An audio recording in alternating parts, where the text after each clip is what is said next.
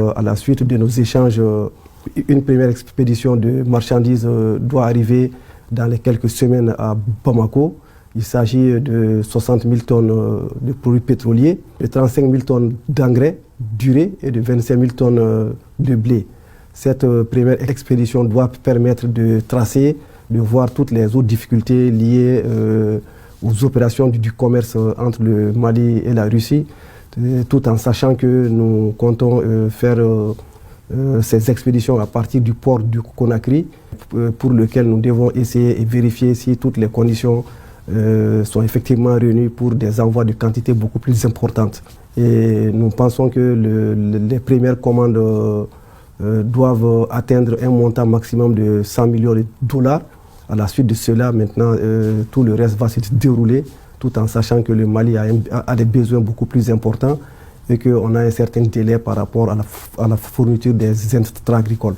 C'est donc le début d'un nouveau partenariat qui permettra aux autorités de la transition de veiller à un approvisionnement correct, régulier et sécurisé du pays. Le Mali, à travers son gouvernement, a transmis une convention aux autorités russes qui définit les besoins mensuels du Mali dans tous les produits, notamment les produits pétroliers, le blé et les besoins du Mali pour les intrants agricoles qui se situent généralement entre le mois de novembre et le mois de mars. Donc il s'agit de dire que tous les besoins du Mali dans ces produits doivent pouvoir être satisfaits dans le cadre de ces échanges. Donc il s'agit d'échanges permanents qui doivent s'installer pour les quantités et les besoins habituels mensuels du Mali. Notre mission a été une réussite parce que les hautes autorités des deux pays, notamment le colonel Assimi Goïta et le président Vladimir Poutine, se sont entendus 2 fois par téléphone pour essayer de mettre en marche toutes les dispositions nécessaires pour un approvisionnement régulier, sécurisé du Mali dans des denrées de première nécessité à des prix abordables. Lors des discussions, l'ambassadeur du Mali présent à Moscou nous a été d'un apport très très appréciable. Il nous accompagne dans toutes les négociations et il a vraiment pris son temps et son apport a été assez consistant dans l'organisation de cette mission.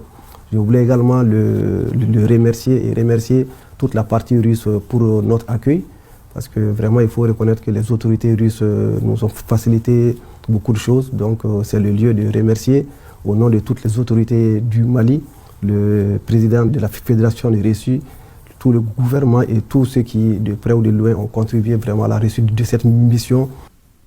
Dans ce partenariat, lorsqu'on va signer une convention globale d'État qui définit les grands principes de ces échanges, chaque fois qu'il y a une expédition, des contrats de 1 ou 2 pages vont être signés entre des sociétés d'État russes et des sociétés d'État maliennes.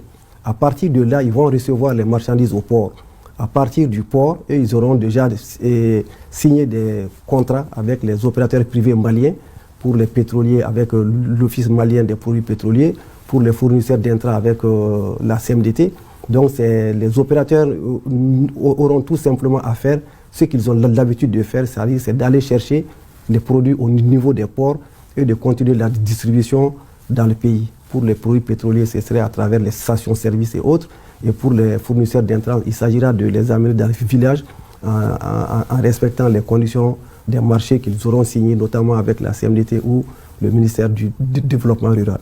On s'imagine donc que vous êtes ministre satisfait ce soir, mais qu'est-ce que vous attendez au final de ce partenariat? Ce partenariat doit permettre au Mali de sécuriser ses sources d'approvisionnement dans un contexte international très très compliqué, très très difficile. Et ça doit également permettre au Mali d'assurer sa propre sécurité alimentaire, d'assurer un apaisement de son climat social et d'amorcer la relance économique.